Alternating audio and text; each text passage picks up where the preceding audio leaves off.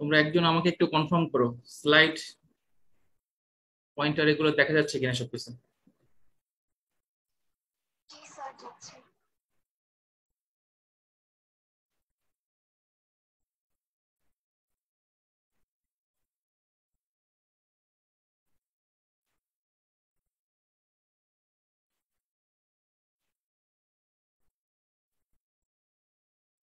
হ্যাঁ, তোমরা কি শুনতে পাচ্ছ আমাকে? জি স্যার, যাচ্ছে। ওকে, সো আমরা আজকে এই চ্যাপ্টারটা শেষ করব, স্টেজ কলাম ডিস্টিলেশন। তো আমি একটু কয়েকটি বিষয় একটু দেখিয়ে দিচ্ছি। তো এইগুলো আমরা পড়িয়েছিলাম, কলাম এফিসিয়েন্সি। হ্যাঁ, এটা কিভাবে ভেপর ফ্লো রেট এবং এফিসিয়েন্সিটা কিভাবে রিলেটেড, সেগুলো আমরা ডিসকাস করেছিলাম। লো ফ্লো রেটে আমরা উইপিং পাবো, যেটা তোমার এফিসিয়েন্সিকে আসলে এটাকে কমাবে। তো আস্তে আস্তে যখন তুমি ভেপর ফ্লো রেট বাড়াবা, উইপিংটা আস্তে আস্তে কমবে এবং এফিসিয়েন্সি অ্যাকর্ডিংলি এটা আস্তে আস্তে বাড়বে। বেড়ে ভেপর ফ্লো রেট যত আস্তে আস্তে বাড়বে, ওটার সাথে সাথে এন্ট্রেনমেন্ট আস্তে আস্তে সিগনিফিকেন্ট হতে শুরু করে। তো সিগনিফিকেন্ট হওয়ার পর আস্তে আস্তে এটা হচ্ছে একটা হাইস্ট লেভেলে থাকবে এফিসিয়েন্সি। এরপর হচ্ছে তোমার এক্সেসিভ এন্ট্রেনমেন্ট, অর্থাৎ টলারেবল লিমিটের থেকে যদি এটা বেশি হয়ে যায়, তাহলে ফ্লাডিং না হলেও তোমার ম্যাস ট্রান্সফার অর্থাৎ নেট ম্যাস ট্রান্সফার এগুলো কমে যাবে। সো এফিসিয়েন্সি আস্তে আস্তে আস্তে কমবে। হ্যাঁ, তুমি যদি আরো বাড়াও, এটা ফ্লাডিং হয়ে যাবে, এন্ট্রেনমেন্ট ফ্লাডিং পরে টাইপের ফ্লাডিং হবে আসলে। তো এটা তো আমরা আসলে গতদিন আলোচনা করেছিলাম বিস্তারিত ভাবে। তো এটা তোমাকে অবশ্যই ভালো করে বুঝতে হবে। দেখবা এটা কিন্তু অনেক সময় আমরা তোমাকে প্র্যাকটিক্যালি এনকাউন্টার করতে হবে, এইসব বিষয়ে এক্সপিরিয়েন্স করতে হবে। প্লাস হচ্ছে কোনো ধরনের তোমার পরীক্ষার মধ্যে আমরা যখন অনেক সময় কিন্তু এটা জানতে চাই। হ্যাঁ, সো এই জিনিসটা ভালো করে দেখবা। তো ফাইনালি আমরা এই বিষয়টা হিন্টস দিয়েছিলাম, ওভারঅল ওভারঅল এফিসিয়েন্সি ডিটারমিনেশন, একটা কলামে আমরা কিভাবে ওভারঅল এফিসিয়েন্সি বের করতে পারি। হ্যাঁ, তো বলা হয়েছিল কি দ্য বেস্ট ওয়ে হচ্ছে এই যেমন FRI, এটা হচ্ছে কি বলা হচ্ছে, এটা ফ্র্যাকশনেশন রিসার্চ ইউনিট ইনস্টিটিউশন ইনস্টিটিউট, এটা ফ্র্যাকশনেশন রিসার্চ ইনস্টিটিউট।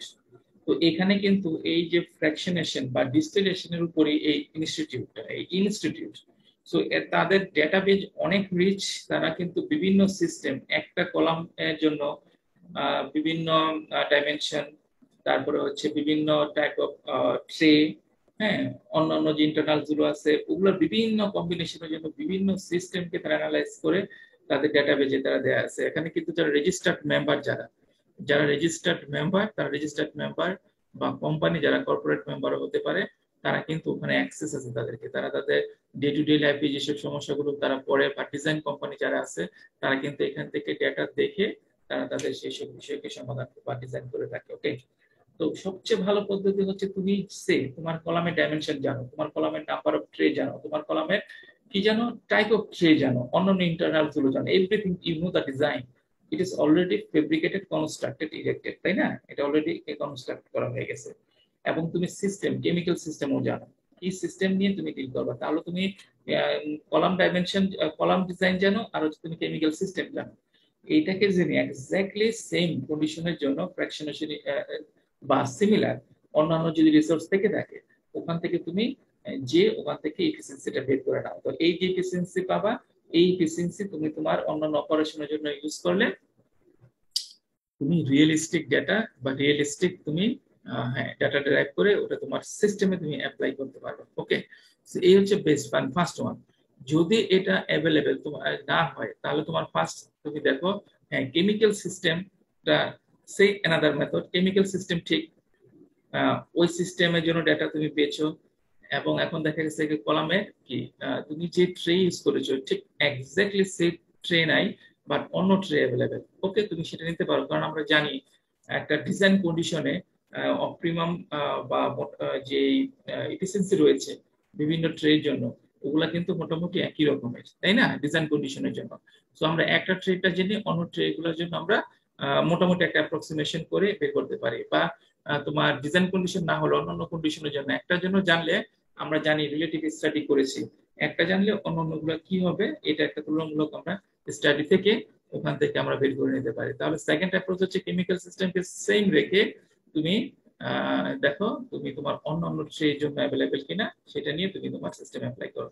থার্ড হচ্ছে যদি কেমিক্যাল সিস্টেমও না মিলে, কেমিক্যাল সিস্টেম না মিলে তাহলে কি করবা, তোমাকে তো টেকনিক্যালি কিছু ডেটা তো লাগবেই। তাহলে তুমি সিমিলার কেমিক্যালস, হ্যাঁ ওই যে কেমিক্যালসটা আছে এই কেমিক্যালের ফিজিক্যাল কেমিক্যাল যে প্রপার্টিজ গুলো রয়েছে, হ্যাঁ সিমিলার কেমিক্যালের জন্য অ্যাভেলেবেল কিনা ডেটা তুমি সেখান থেকে দেখো। তাহলে থার্ড অ্যাপ্রোচ এটা। হ্যাঁ তো অ্যাভেলেবেল থাকলে কিন্তু ফার্স্ট অ্যাপ্রোচ, আমাকে ফার্স্ট প্রথমে এটা ইউজ করতে হবে, এটা না হলে সেকেন্ড ওয়ান, সেকেন্ড না হলে থার্ড ওয়ান। হ্যাঁ যদি এগুলোও না থাকে, ডেটাবেস তোমার রিসোর্সের মধ্যে অলরেডি যে ডেটাবেস আমাদের আছে ওখানে নাই, লিটারেচারে নাই, তখন কি করবা, let's try to, then you have to try to calculate the efficiency from fundamental যে থিওরি গুলো আছে। হ্যাঁ তো আমরা জানি ফান্ডামেন্টাল ম্যাস ট্রান্সফার আছে, ফান্ডামেন্টাল হিট ট্রান্সফার আছে, হ্যাঁ ওগুলাকে first principle conservation of mass, conservation of energy যেগুলো আছে ওগুলা অ্যাপ্লাই করে ম্যাস ট্রান্সফার ইউজ করে তুমি এফিসিয়েন্সি কিভাবে ক্যালকুলেট করতে পারো। হ্যাঁ সেগুলো সেখান থেকে তুমি বের করবা। যেমন আমি যদি অ্যাপ্লাই করি, থিওরি অ্যাপ্লাই করি, তোমাকে প্রথমে কি করতে হবে, পয়েন্ট এফিসিয়েন্সি বের করতে হবে, তাই না? পয়েন্ট এফিসিয়েন্সি আসলো, পয়েন্ট এফিসিয়েন্সি থেকে ইন্টিগ্রেট করলে আমি পুরো একটা স্টেজের এফিসিয়েন্সি পাবো। ওকে একটা স্টেজের এফিসিয়েন্সি বিভিন্ন স্টেজগুলোকে ইন্টিগ্রেট করলে তুমি ওভারঅল এফিসিয়েন্সি পাবো। অর্থাৎ point fundamental mass transfer, heat transfer থেকে পয়েন্ট এফিসিয়েন্সি, এফিসিয়েন্সি থেকে স্টেজ এফিসিয়েন্সি, স্টেজ এফিসিয়েন্সি থেকে ওভারঅল এফিসিয়েন্সি, এই হচ্ছে এত।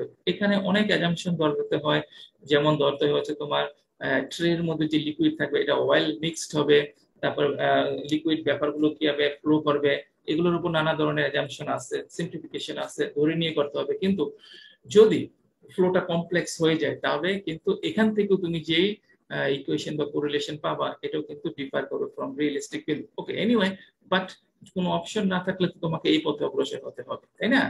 আচ্ছা দ্যার ইজ অ্যানাদার ভেরি, এটা এটা কমনও বলা চলে এবং এটা ইজিও বলা চলে, হ্যাঁ ফ্রেন্ডলি টু অপারেট। ওকে সেটা হচ্ছে কলাম কোরিলেশন থেকে, ও কর্নেল ইকুয়েশন। তোমার হচ্ছে এই যে একটা কোরিলেশন দেয়া আছে, এই কোরিলেশন থেকে তুমি কেমিক্যাল সিস্টেমকে জেনে ওখান থেকে একটা অ্যাপ্রক্সিমেট টেন্টেটিভ তুমি কি বের করতে পারো, এফিসিয়েন্সি, ওভারঅল এফিসিয়েন্সি বের করতে পারো। হ্যাঁ দেখো এই ইকুয়েশনটা কি, এফিসিয়েন্সি ও কর্নেল ইকুয়েশন 1946 এই ইকুয়েশনটা আছে, এটা কিন্তু ওয়েল নোন এবং ওয়েল এটা কি ওয়াইডলি ইউজড বলা চলে। হ্যাঁ তো এদিকে আছে প্লেট এফিসিয়েন্সি পার পার্সেন্ট, পার্সেন্টেজ অনুসারে এফিসিয়েন্সি দেয়া আছে, আর এদিকে দেয়া আছে কি, এদিকে আছে রিলেটিভ ভোলাটিলিটি অফ কি ডিফারেন্স একটু এত।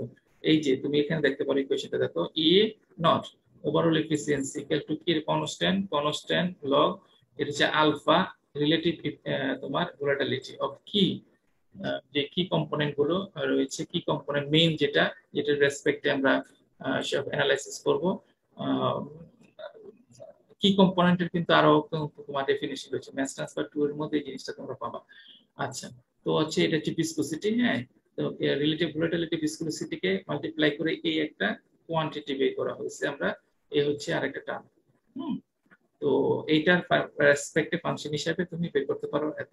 তো এখন তো এই এক্সারসাইজে আছে কিন্তু এই যে কি কম্পোনেন্ট, রিলেটিভ ভোলাটিলিটি অফ কি কম্পোনেন্ট, এই যে কি কম্পোনেন্টের রিলেটিভ ভোলাটিলিটি মাল্টিপ্লাইড বাই হচ্ছে তোমার, হ্যাঁ তুমি সিম্পলি বাইনারি ডিস্টিলেশনের সময় মোর ভোলাটাইল কম্পোনেন্টকে তুমি চিন্তা করতে পারো। হ্যাঁ কি কম্পোনেন্ট আমি যতটুকু জানি এটা হচ্ছে টপ এবং বটম ভোলাটিলিটির ডিফারেন্স থাকে, প্লাস হচ্ছে সে টপ এবং বটমে অ্যাপিয়ার করবে। হ্যাঁ এটা মাল্টি কম্পোনেন্টের জন্য, আর বাইনারির জন্য সিম্পলি মোর ভোলাটাইল কম্পোনেন্টকে নিয়ে তুমি চিন্তা করতে পারো। ওকে সো এই আলফা আর হচ্ছে তোমার মিউ, আলফা মিউ, তা আলফা ভোলাটিলিটি আর হচ্ছে মিউ এটা হচ্ছে তোমার এই ভিসকোসিটি অফ ফিট। হ্যাঁ তাহলে তুমি এই যে আলফা এবং মিউ, এটা আলফা তো একটা প্রপার্টি ভোলাটিলিটি, তাই না, রিলেটিভ ভোলাটিলিটি, আর ভিসকোসিটি অফ দ্য ফিট এটাও তো একটা প্রপার্টি। এই প্রপার্টিজ গুলো তাহলে বের করতে হবে যে average column condition, average column temperature, average column pressure, ঠিক আছে? এইগুলাতে একটা কলামের এভারেজ বিভিন্ন স্টেজ টু স্টেজের মধ্যে টেম্পারেচার ভেরি করে, বাট প্রেসার তো মোটামুটি সেম থাকে, তাই না? তো তোমাকে কি করতে হবে, এভারেজ যেহেতু আমি এফিসিয়েন্সি কলামের জন্য বের করছো, তো প্রত্যেকটা যে স্টেজ আছে স্টেজগুলো দেখে দেখে সবগুলোর যে ভেরিয়েশন আছে টেম্পারেচার ওগুলো দেখে একটা এভারেজ টেম্পারেচার বের করবা। আর হচ্ছে এভারেজ প্রেসার, প্রেসার তো আমরা জানি একটা কনস্ট্যান্ট প্রেসার সিস্টেম, তো সেই প্রেসার ওই দুটা প্রেসারের রিলেটিভ ভোলাটিলিটি বের করতে হবে কি কম্পোনেন্ট আর হচ্ছে ভিসকোসিটি অফ দ্য ফিড, করে ওটা মাল্টিপ্লাই করে এটাকে এখানে বসাবা, বসিয়ে এখান থেকে তুমি ওভারঅল এফিসিয়েন্সি বের করতে পারো। এটাও কিন্তু অনেক সময় ব্যবহৃত হয়ে থাকে উদ্ভিদের জন্য অ্যাকিউরেসি। ওকে, তো আমরা তাহলে কি দেখলাম, এফিসিয়েন্সি গুলো একটু ভালো করে দেখে নিলাম কিভাবে বের করতে হবে। এখন তো আর একটু কিছু ডিজাইন সম্পর্কিত কিছু বিষয়, যেমন সিড ট্রে জিওমেট্রি। জিওমেট্রি আমরা এই যে তুমি দেখো একটা কলাম, এই একটা হচ্ছে ট্রে, একটা প্লেট দেয়া আছে, তো আমরা জানি সিড ট্রে এর মধ্যে অনেক লার্জ নাম্বার অফ হোল থাকে, দেখো ছোট ছোট হোল আছে। হ্যাঁ, তো এগুলো কিন্তু নট একবার এটা সাইন্টিফিক, সারফেস কেন এটা হোলটা কেন সার্কুলার হলো, হ্যাঁ এগুলোর কিন্তু সাইন্টিফিক অনেক এগুলা স্টাডি করলো, করার মতো অনেক কিছু আছে। হ্যাঁ, তো আমরা দেখি এই যে একটা টপ ভিউ যদি আমরা দেখি একটা একটা ট্রে টপ ভিউ যদি দেখি, এই যে এখানে হচ্ছে ডাউন কামার। হ্যাঁ, ডাউন কামার, এদিকে ওয়্যার, হ্যাঁ উপর থেকে আসবে, নিচে পড়বে, চতুর্দিক থেকে ডাউন কামার আছে, তাই না?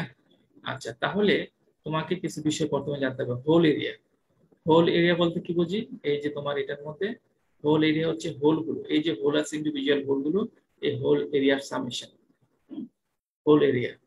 তার হচ্ছে active area, column area. Column area কোনটা? কলাম এরিয়া হচ্ছে total entire diameter, downcomer এগুলো সব সহ, এগুলো হচ্ছে কলাম এরিয়া। তারপর হচ্ছে অ্যাক্টিভ এরিয়া কি, এই যে ডাউন কমার এগুলোকে বাদ দিয়ে, ডাউন কমার বাদ দিয়ে active area for mass transfer, হ্যাঁ পেপার লিকুইড কন্ট্যাক্ট বলা হয় থাকে। হ্যাঁ, তো এই হচ্ছে তোমার এই যে এতটুকু তুমি দেখতে পাচ্ছ টোটাল যে ডায়ামিটার আছে, ডায়ামিটার থেকে ডাউন কমার এগুলো বাদ দিবা, তাহলে হচ্ছে তোমার প্রথম হচ্ছে টোটাল ডায়ামিটার, এটা হচ্ছে কলাম এরিয়া।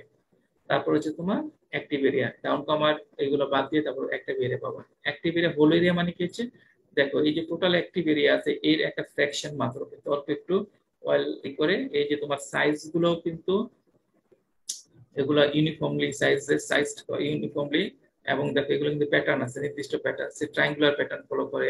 তারপর এই দুইটার মাঝে যে ডিসটেন্স, পিচ ডিসটেন্স বলা হয় থাকে। হ্যাঁ, তো এইগুলো দেখো এই যে এই সেন্টার টু সেন্টার ডিসটেন্স কত, একটা ডায়ামিটার কত, এগুলো কিন্তু সব ডিজাইন প্যারামিটার। ডায়ামিটার এই ডি নট দেখতে পাচ্ছ, ডি নট হচ্ছে diameter of individual orifice, D naught diameter of individual orifice. তারপর হচ্ছে তোমার বলা হচ্ছে দেখো এই এই একটা অরিফিস আর এই একটা অরিফিস, এই দুইটা অরিফিসের মাঝে ডিসটেন্স কত, এটাকে পিচ ডিসটেন্স বলা হয় থাকে। হ্যাঁ, এটা হচ্ছে 2.5 থেকে 5 টাইমস অফ ডায়ামিটার, অর্থাৎ এই যে একটা অরিফিস দেখতে পাচ্ছ তার মিনিমাম 2.5, তার আড়াই গুণ, বা এই যে ডিসটেন্সটা হবে তার আড়াই গুণ হবে, বা 5 গুণও হতে পারে। হ্যাঁ, সো তাহলে কিন্তু আবার দেখো 1 2 3 ট্রায়াঙ্গুলার, এগুলো দেখো ট্রায়াঙ্গুলার প্যাটার্ন, যে কোনো তুমি তিনটা দেখো 1 2 3 নিয়ারেস্ট তিনটা ট্রায়াঙ্গেল তৈরি করবে, সো এগুলো কিন্তু ট্রায়াঙ্গুলার প্যাটার্নে আছে।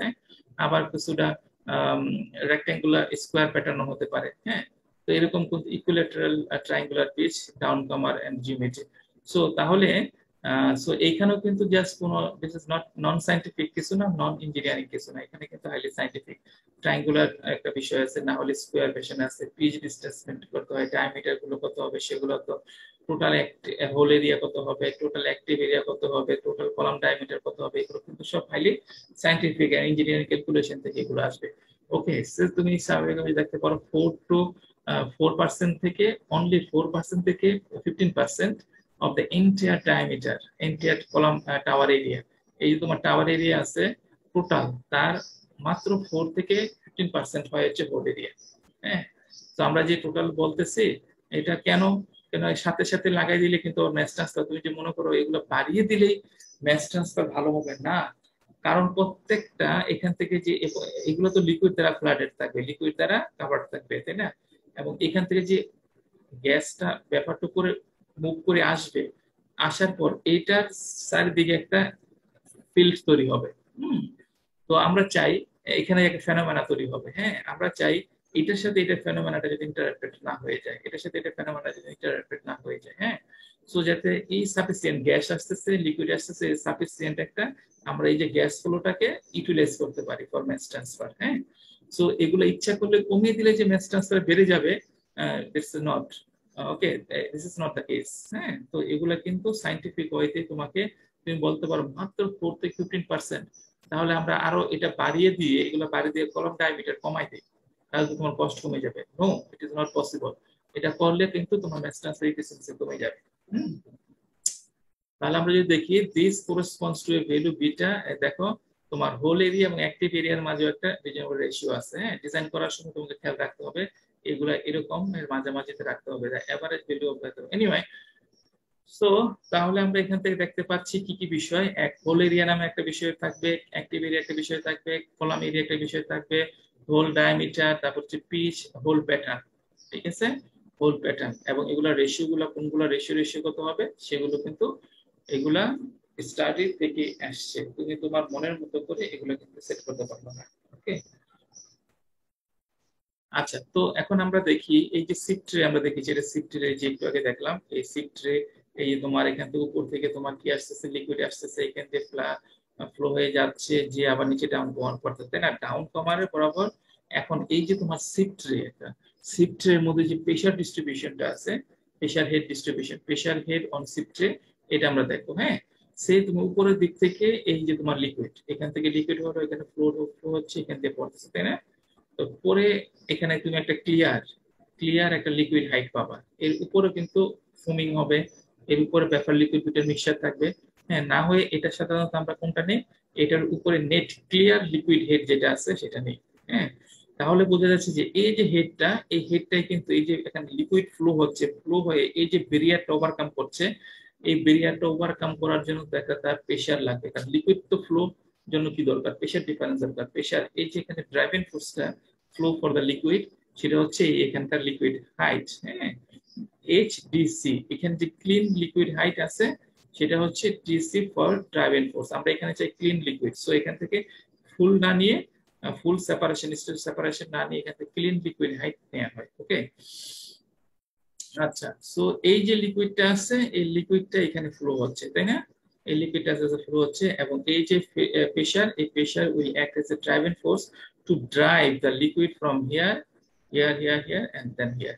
ওকে, আচ্ছা, তাহলে আমরা দেখতে পাচ্ছি এই যে লিকুইড প্রেসার ড্রপ। হ্যাঁ, এখানে কি কি কি প্রেসার ড্রপ আছে, এক ফার্স্ট ওয়ান হচ্ছে তোমার এই যে তোমার ব্যাফরটা উপর দিকে যাচ্ছে লিকুইডে, এখান থেকে ব্যাফর আসতেছে লিকুইডকে পেনিট্রেট করে এর মধ্যে দিয়ে বের করে আবার ব্যাপারটা করে যাচ্ছে, অবশ্যই তার জন্য একটা প্রেসার ডিফারেন্স আছে। এই হচ্ছে first pressure difference. Okay, this one H delta P. তারপর হচ্ছে এই যে লিকুইডটা আসতেছে, লিকুইডটা এসে এই যে তোমার এইচ ডাব্লিউ দেখতে পাচ্ছ, এখান থেকে ঠিক এই পর্যন্ত ওয়ার যে হাইটটা আছে, এই হাইটকে ওভারকাম করে কিন্তু যেতে হচ্ছে, তাই না। তাহলে তোমাকে এটাও একটা pressure that will act as a barrier to the liquid flow. Okay, so that need to be added here. Okay, এই এইচ ওয়ার এটা আমরা অ্যাড করলাম। তারপর হচ্ছে প্লাস এইচ ক্রেস্ট, এই যে তোমার দেখতে পাচ্ছ এইচ ক্রেস্ট, অর্থাৎ এই যে এখান থেকে এই যে একটা গ্রেডিয়েন্ট, আলটিমেটলি একটা গ্রেডিয়েন্ট পাও, তাই না, এখান থেকে লিকুইডটা এসে কিন্তু ডিরেক্টলি করে যায় না, আস্তে আস্তে আস্তে আস্তে আস্তে একটু ফাস্ট আসে, এখানে একটা লিকুইড যায় এখানে, তাই না, এই লিকুইড আসে এখানে ব্যাফর যায়, তাহলে আলটিমেটলি একটা তোমার এক্সপান্ডেড একটা লিকুইড গ্রেডিয়েন্ট হয়। সো তাহলে এই যে ওয়ারের উপর থেকে যে এই অংশটা, এটাকে বলা হয় এইচ ক্রেস্ট। হ্যাঁ, সো তোমাকে আলটিমেটলি লিকুইডটাকে এটাকে ব্যাট করতে হচ্ছে, হ্যাঁ, তাই না, এটাকে ওভারকাম করতে হচ্ছে পিরিয়ডটাকে। তাহলে এইচ ক্রেস্ট, সো এই একটা কম্পোনেন্ট থাকবে। তারপর হচ্ছে এইচ গ্রেডিয়েন্ট, এখান থেকে শুরু করে এই যে এইচ ক্রেস্ট, এখান থেকে শুরু করে এই যে এটা ডিফারেন্সটা, তাই না, তুমি যদি এটা হরিজন্টাল ধরো তাহলে তুমি আরেকটা গ্রেডিয়েন্ট পাবা, তাই না, এইচ গ্রেডিয়েন্ট। তাহলে H one, this H crest, H gradient, এই তিনটাও it will act as a barrier to the flow of liquid from here to here, তাই না, এই তিনটা কিন্তু একটা গ্রেডিয়েন্ট তোমার ব্যারিয়ার। সো এটা ফার্স্ট ওয়ান, সেকেন্ড, থার্ড। ওকে, এটা দিলাম। আর এটা তো থাকতে হচ্ছে এই যে তোমার লিকুইড প্যাডের মধ্যে দিয়ে যে তোমার ব্যাফর ফ্লো হচ্ছে, তাই না, এখান থেকে যে ব্যাফর যাচ্ছে বাচ্চা যাচ্ছে, তো এইটার জন্য এই যে ব্যাফর গ্যাসের যে গ্যাস ফ্লোটা, ইন্ডিভিজুয়াল গ্যাসের যে একটা নেট ফ্লো হলো, এখানে গ্যাসটা ছিল, ব্যাফর ছিল, এটা আবার এখানে আসলো, তাই না। তাহলে এই যে ফ্লো, এই যে ভার্টিক্যাল এই যে ডিরেকশনে যে ফ্লোটা, এই ইনহিয়ারেন্ট ফ্লোর কারণে যে প্রেসার ড্রপ, সেই প্রেসার ড্রপ কিন্তু দিস ওয়ান। ওকে, আচ্ছা, তাহলে ডিডব্লিউ কি, ডিডব্লিউ হচ্ছে এই যে তুমি এখান থেকে লিকুইডটা এখান দিয়ে গেল, এখান দিয়ে যে ট্রাভেল করতেছে, এই ট্রাভেল কারণে ডাউন, এই যে ট্রাভেল করলো, এই ট্রাভেলের কারণে যে প্রেসার ডিফারেন্স হবে, ফ্লো ফ্লো হলো, তো এই যে আমি এখান থেকে গ্যাস এখানে একটা, আমি একটা প্রেসার ড্রপ করতেছি, তাই না, ব্যাফর এখানে ছিল, এখানে এখানে ফ্লো এখানে আসে, তাই না, এই যে ডিরেকশন পেপার ফ্লোটা লেন্থের কারণে এই যে ফ্লো ধরছে, ঠিক একইভাবে লিকুইডে তো ট্রাভেল করতেছে, তাই না, নেট এখানে ছিল লিকুইডটা, আবার এই ডাউন আমার এখান থেকে নিচের দিকে ড্রপ করতেছে। তো এই যে তোমার লেন্থ ট্রাভেল করলো, এই লেন্থ ট্রাভেলের কারণে একটা প্রেসার ড্রপ হবে, সেটা হচ্ছে এই এইচডিইউ। ওকে, তাহলে আমরা ধরতে যেটা আমরা দেখতে পাচ্ছি ওভারঅল যে এটা হচ্ছে ট্রের উপর প্রেশার ডিস্ট্রিবিউশন, যেটা অ্যাগ্রেসিভ ট্রেড প্রেশার ডিস্ট্রিবিউশন দেখাতে বলা হয় অনেক সময়। ইটস অলসো ভেরি কমন, এটা অনেক সময় আমরা স্টুডেন্টকে বলে দেখানোর জন্য। একটা সিপ ট্রেতে তাহলে এই যে তোমার pressure drop, paper pressure drop, এই যে লিকুইড প্রেশার ড্রপ, তারপর হচ্ছে ওয়্যারের এগেইনস্টে যে প্রেশার ড্রপ হবে, তারপরে হচ্ছে তোমার ক্রেস্টের এগেইনস্টে যেটা হবে, গ্রেডিয়েন্ট এগেইনস্টে যেটা হবে, সবগুলো সাম নিয়ে এই সাম হ্যাজ টু বি, তো এইটাকে it has to be exceeded or সমান হতে হবে অ্যাটলিস্ট এই যে ডাউন কমার এখানে যেটা আসবে। তাহলে তুমি ইচ্ছা করলে কিন্তু এই যে ডাউন কমার ইচ্ছা করলে ছোট বড় করে দিতে পারো না। এই যে আমরা স্পেসিং দিচ্ছি, এই স্পেসিং ইচ্ছা করলে ছোট বড় দিতে পারি না। এই স্পেসিং ফার্স্ট একটা কাজ হচ্ছে, এখান থেকে যে লিকুইডটা ভেপর যাচ্ছে তার সাথে এনট্রেন্ড হয়ে যে লিকুইড চলে গেল, আমরা যদি এটাকে অ্যালাউ করি চলে যাক তাহলে it's a loss of liquid. হ্যাঁ, তাই না? এখানে তার সেই পরিমাণ সাফিসিয়েন্টই পাবে না। হ্যাঁ, এই লিকুইড এর পরের স্টেজে ব্যাপার ম্যাস্ট্রাস ব্যাপার লিকুইড কন্ট্যাক্টকে এফেক্ট করবে। তো আমরা চাই এটা যদি ডিসএনগেজ হয়ে নিচের দিকে পড়ে যাক, ওকে, আর উপর দিকে ড্রাই গ্যাসটা যাক ওখানে, ওকে। সো এই যে অবশ্যই তোমাকে এই কারণে এখানে একটা স্পেস মেনটেন করতে হয়, ঠিক অ্যাকর্ডিংলি এই স্পেস রিলেটেড টু দ্য তোমার ডাউন কমার হাইট। সো ডাউন কমার হাইটটাও এরকম হতে হবে যাতে করে এখানে যে ফোমিং হয় এখান থেকে যে আসতেছে, এই যে তোমার এখান থেকে আসতেছে, এখানে তো তোমার গ্যাস লিকুইড দুটা মিক্সচার থাকবে, তাই না? এখানে তাহলে এই অংশটা উপর অংশটা it has to be sufficient, যাতে করে তোমার গ্যাস লিকুইড এরপর থেকে যে তোমার গ্যাসটা আস্তে আস্তে রিলিজ করে, গ্যাসটা রিলিজ হয়ে এখানে আমি একটা সাফিসিয়েন্ট হাইটের এই যে অ্যাটলিস্ট এগুলোর সামেশন এই প্রেসারের একটা আমি হাইট এখানে পাই, ওকে। সো এগুলো কিন্তু this is highly scientific engineering বিষয়। সো এগুলো তোমাকে কেয়ারফুলি ডিজাইনের সময় তোমাকে এগুলো কেয়ারফুলি তোমাকে এগুলা কমপ্লিট করতে হবে, ওকে। তো পরবর্তী যে বিষয়টা রয়েছে সেটা তোমরা জানো, এগুলো আমি নিয়ে ডিটেলিং করছি না, কারণ আমরা ইতিমধ্যে একটা ট্রে কলামের মধ্যে যে ডায়ামিটার গুলো কিভাবে ক্যালকুলেট করতে হয় সেগুলো আমরা ডেমনস্ট্রেট করিয়েছি। হ্যাঁ, তো ডিটেল ইলাবোরেটেড প্রবলেম গুলো সলভ করা হয়েছে, তোমরা ওগুলো একটু দেখে নিবা। এখানে আমরা জাস্ট কিভাবে কলাম ডায়ামিটার বের করতে সেগুলো জানবো। এই যে কলাম ডায়ামিটার বের করার পদ্ধতি এগুলো কিন্তু আমরা সব করেছি। হ্যাঁ, টাওয়ার ডায়ামিটার যখন হয়ে যাবে কিভাবে এখানে আমি কস্টিংটা করব, এই কস্টিংটা এখানে দেখানো হচ্ছে। সো টোটাল কস্টিং কি, কলাম ডায়ামিটারটা তুমি বের করলা, কলাম ডায়ামিটার যদি বের হয়ে যায় number of stage, total tower cost head height, total tower প্রথমে যেটা করা হয় কস্টিং এর জন্য এক টোটাল টাওয়ারটা হাইট এবং কস্ট বের করা হয়। এই যে তোমার হাইট জানো, তুমি এখন ডায়ামিটার জানো, তাই না? তুমি নাম্বার অফ স্টেজ জানো, হ্যাঁ, তারপর তুমি এখান থেকে তুমি কি জানবো, হাইট জানো, তারপর তুমি এখন ম্যাস জানো, তাই না? এটা তো সিলিন্ড্রিক্যাল ফর্মে আছে, ম্যাস জানো। তো ম্যাস জানলে কত কেজি টোটাল ম্যাটেরিয়াল লাগবে সেটা জানো, তাই না? কত কেজি ম্যাটেরিয়াল লাগতেছে, তারপর হচ্ছে ম্যাটেরিয়ালের সাথে একটা কস্ট ফ্যাক্টর আছে, এটা করে তুমি তোমার কি বের করলা, টোটাল কলামের তুমি যে টাওয়ারটা আছে শেল বাইরের যে টাওয়ারটা, এই টাওয়ারটা তুমি প্রথমে কি বের করতে হবে, কস্ট বের করতে হবে। তারপর হচ্ছে ট্রে, মানে নাম্বার অফ ট্রে কয়টা, ট্রে গুলার জন্য এই যে ইকুয়েশন এটা, ওকে। তাহলে তুমি টোটাল টাওয়ার কস্ট কি, কলাম শেলের কস্ট আর হচ্ছে টাওয়ার কস্ট আর হচ্ছে তোমার এই ট্রে কস্ট, এগুলো মিলিয়ে তুমি প্রথমে এটা পেলা বডিটা, ওকে। বডির পর কি বের করতে হবে তোমাকে, কন্ডেন্সার, উপরে একটা কন্ডেন্সার থাকবে, সেই কন্ডেন্সারে কস্টিং করো, এই যে আবার কস্টিং। হ্যাঁ, এই মেথড গুলো এগুলো দেখবে, এগুলা ভেরি সিম্পল, এখানে নাথিং এলস। তোমার হিট ট্রান্সফার কমপ্লিট করে থাকলে ওখান থেকে এগুলো ইজিলি করা যায়। হ্যাঁ, এগুলো আমি তোমাদের মানে এগুলো পরীক্ষায় তোমাকে বলবো না যেটা ক্যালকুলেট করে রাখা, বা তোমার ইন ফিউচারে এগুলো লাগবে, এভাবে কস্টিং করতে হয় কন্ডেন্সারের জন্য। এই যে কিভাবে আছে করে আলটিমেটলি তুমি কস্ট টোটাল কতটুকু ম্যাটেরিয়াল লাগবে, কি সাইজ এরিয়া থেকে ওখানে তুমি কস্টিং করবা।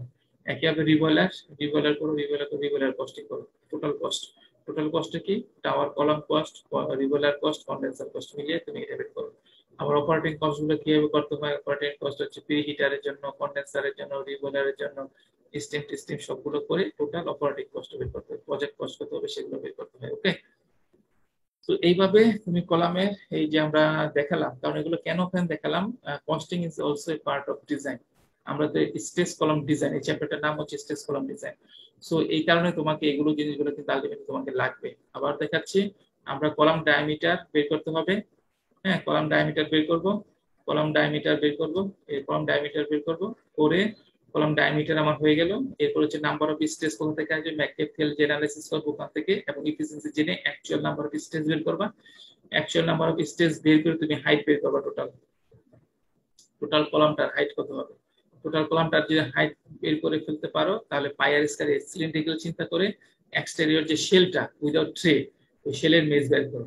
মেজ আমরা জানি শেলগুলো আমরা শেল কিসে হয়ে থাকে, শেলের ম্যাটেরিয়াল গুলা সিলেক্ট করতে হবে। তোমার কম্পিটেবল উইথ এটা ইকোনমিক হতে হবে, লং সেলফ লাইফ টাইম হতে হবে, তারপর হচ্ছে তোমার কম্পিটেবল উইথ তোমার কেমিক্যাল সিস্টেমের সাথে কম্পিটেবল হতে হবে।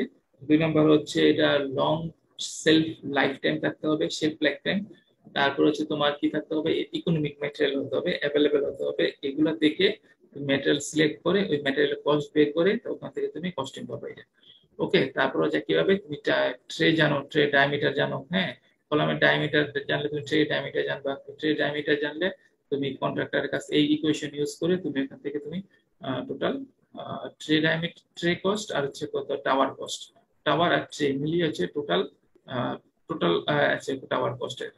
তারপরে যাবে হচ্ছে কন্ডেন্সারের কস্ট। কন্ডেন্সারের সাইজিং কি, কন্ডেন্সার তোমাকে যখন সেল করে তখন তোমাকে জানতে চায় তার হিট লোড কত, তার সারফেস এরিয়া কত। হিট লোড এখান থেকে বলতে হবে আর সারফেস এরিয়া তুমি ক্যালকুলেট করবে। তখন ওখান থেকে তুমি সারফেস এরিয়া জেনে ওখান থেকে এত এই যে তোমার কন্ডেন্সারের কস্ট তুমি বের করতে পারবা। ওকে, একইভাবে রিভয়েলারের হিট লোড কত আর হচ্ছে তোমার সারফেস এরিয়া কত, ওগুলা দিয়ে তুমি কস্ট বের করবে। তাহলে তোমার টোটাল কস্ট চলে গেল, ক্যাপিটাল ইনভেস্টমেন্ট কস্ট। ওকে, আচ্ছা তাহলে অপারেটিং কস্ট কি, কন্ডেন্সারে একটা অপারেটিং কস্ট থাকবে, প্রি হিটারে ফিডের আগে একটা প্রি হিটার থাকবে, সেখানে অপারেটিং কস্ট থাকবে, রিভয়েলারে তোমার অপারেটিং কস্ট থাকবে, সবগুলা কত স্টিম লাগতেছে কতটুকু, টোটাল অপারেটিং কস্ট কত সেগুলা বের করবে। ওকে, so this is how you can you can carry out the costing of a distillation column. Okay, আচ্ছা এখানে যে বিষয়টা, এই বিষয়টা তুমি দেখো, এটা একটা ইউটিউবে একটা লেকচার আছে এখানে, 1 ঘন্টা 42 মিনিট।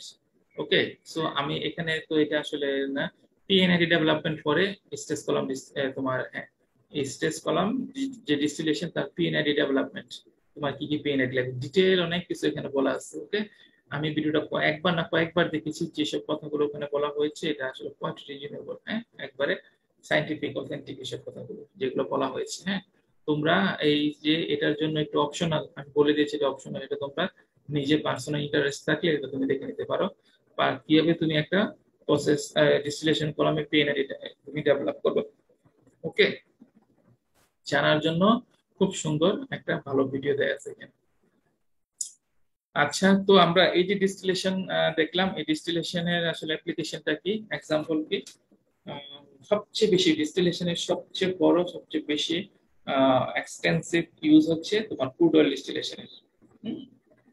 ক্রুড অয়েল, এই যে দেখতে পাচ্ছ ক্রুড অয়েল তাই না, এটা তো একবারে জিওলজি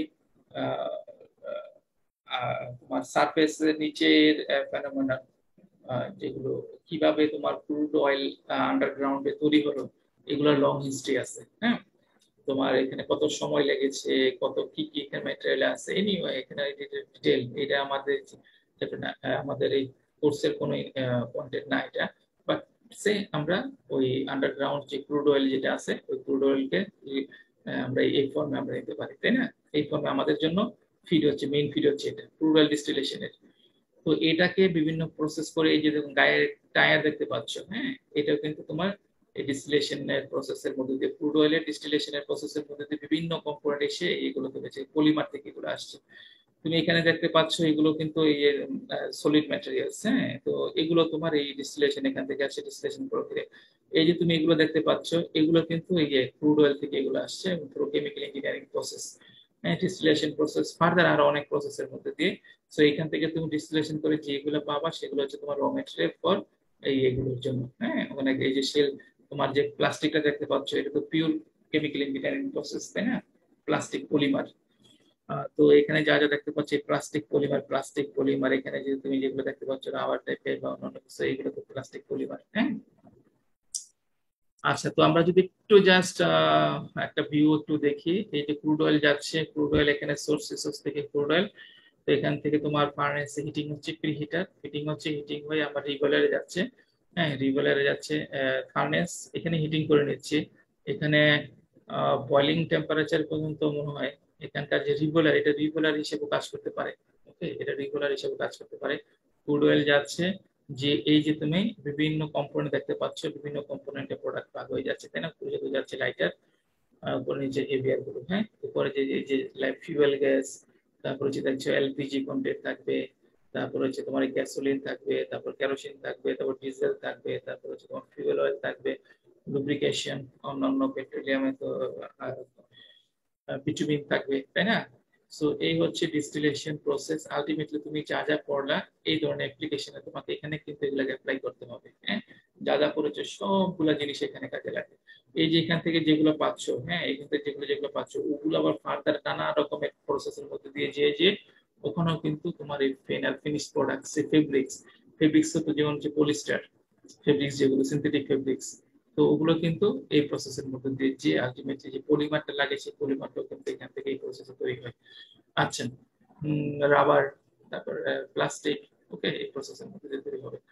সিম্পলিফাইড অ্যানিমেশন মডেল, তুমি সিমুলেশন বা অ্যাসপেন হাইসিস দিয়ে নানাভাবে এটা সিমুলেট করা যাবে। তোমাকে কিছু র ইনফরমেশন লাগবে। র ইনফরমেশন, তুমি যে ডিজাইন ক্যালকুলেশন করবা, ডিজাইন কিছু কিছু বিষয়গুলো, যে অপারেশন কন্ডিশন যেগুলো আছে সেগুলো বের করে এখানে তোমার সিমুলেশনের অপশন আছে, আমি দেখাই তোমাকে।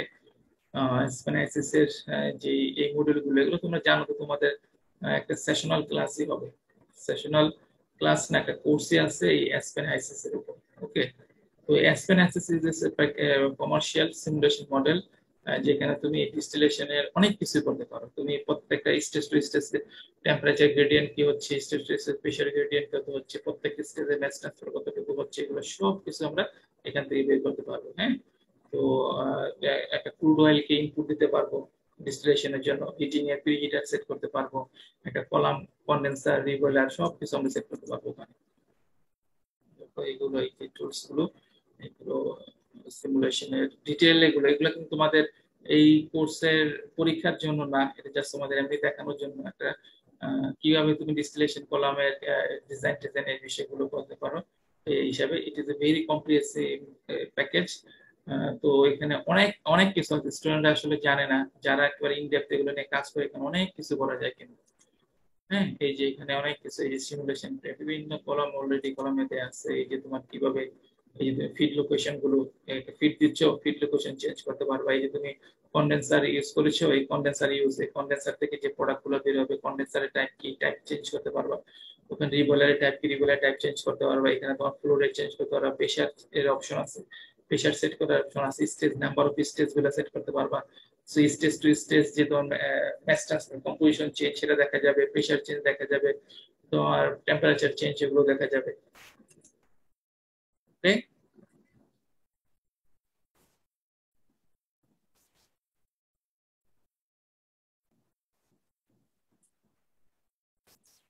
হ্যাঁ। এখন আমি এখনো তোমাদেরকে অ্যাটেন্ডেন্স বলি নাই, বলবো। তোমরা আজকে মানে চ্যাপ্টার শেষ হলো এখানে। তো এখনো পর্যন্ত ফুল চ্যাপ্টারের উপর তোমাদের যে কোনো কোশ্চেন থাকলে সেগুলো করো। আমরা 5-7 মিনিটের মধ্যে একটু আলোচনা করে সেগুলো একটু ক্লারিফাই করে দিতে পারি। ভিডিও দেখে তোমরা জানতে পারো, বই করে জানতে পারো, বাট ওখানে স্টিল একটা আনসার্টেনটি থেকে যায়। তোমরা বই পড়ে যদি, ভিডিও দেখে যদি সবকিছু বুঝে যেতে, তাহলে তো আর ইন পার্সন বা ডিরেক্ট ক্লাসে লেকচারে প্রয়োজন হয় না। তোমাদের অনেক কিছু আনসার্টেন থাকবে, সন্দেহ থাকবে, কনফিউশন থাকবে, হ্যাঁ এটা কিরকম এরকম বোঝার একটা।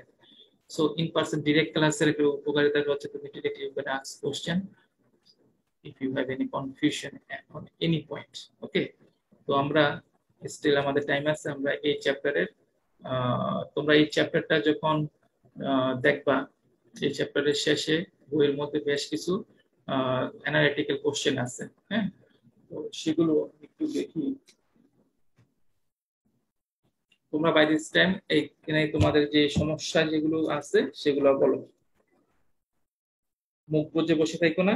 Try to utilise your time and also, এভাবে আমার সময়টা আর ইফেক্টিভ হয়।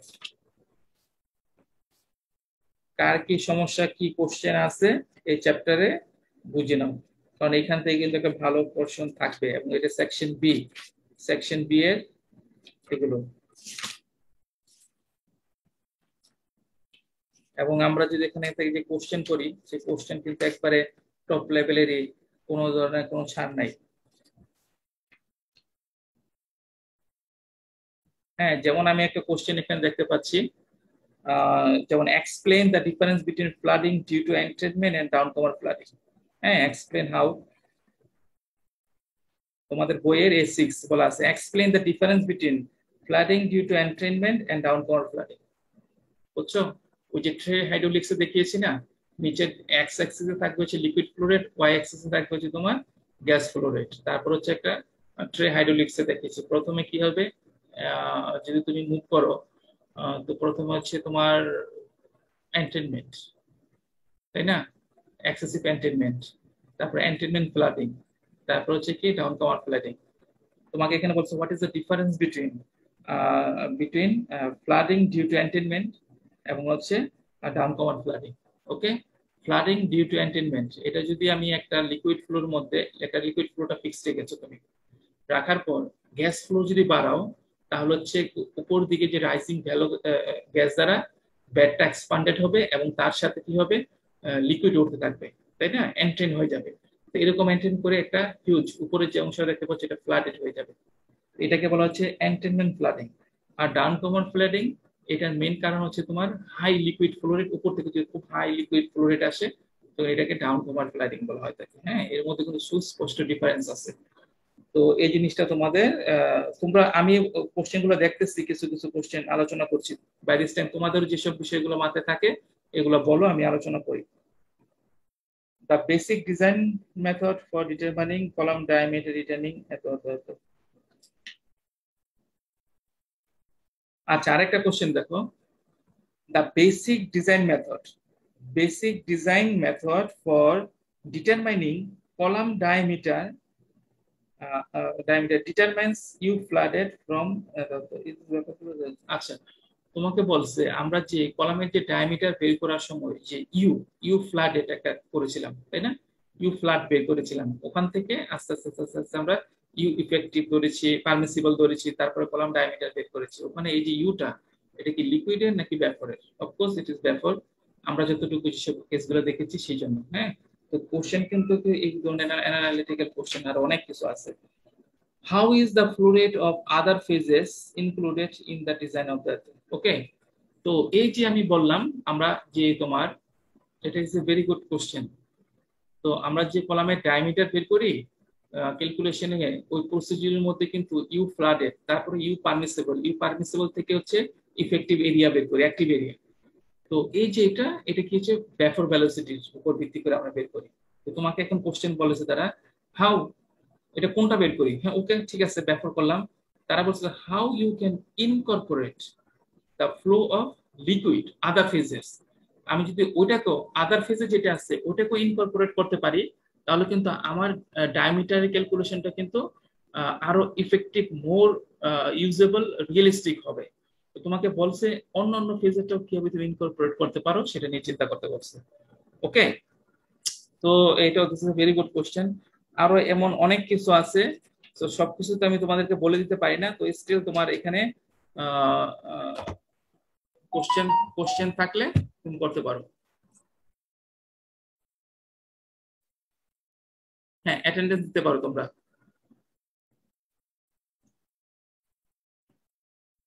তোমাদের ওভারঅল চ্যাপ্টারের উপর যদি কোনো কোশ্চেন থেকে থাকে, কারণ এগুলো রিপিট করতে পারবো না, এই যে তোমার ডিস্টিলেশন সম্পূর্ণভাবে শেষ, আর কোনো ডিস্টিলেশনের বিষয় আসবে না। নেক্সট হচ্ছে আমাদের অ্যাবজর্পশন, স্ট্রিপিং আসবে, তারপর হচ্ছে এক্সট্রাকশন আসবে, তারপরে হচ্ছে তোমার অ্যাবজর্পশন, স্ট্রিপিং, এক্সট্রাকশন। এক্সট্রাকশনে তো অনেকগুলো part, liquid extraction, immiscible extraction, partial immiscible extraction, absorption, stripping, সবগুলো এখন আসবে আমার পরবর্তীতে যেগুলো দেখবো। ডিস্টিলেশন ফুললি এখানে কবে শেষ। হ্যাঁ, তোমাদের যদি কোনো কোশ্চেন থাকে করো। সবার, আশা করি সবার তোমাদের অ্যাটেন্ডেন্স কি হয়েছে? কারো অ্যাটেন্ডেন্স বাকি আছে? আমি এরপর কিন্তু অ্যালাউ করবো না, কারণ ক্লাসে যদি অ্যাটেন্ড না করো তাহলে তার অ্যাটেন্ডেন্সটা আসলে যৌক্তিক না দেয়া। কারো কোনো অ্যাটেন্ডেন্স বাকি আছে? আমি ক্লোজ করে দিলাম রেকর্ডিং।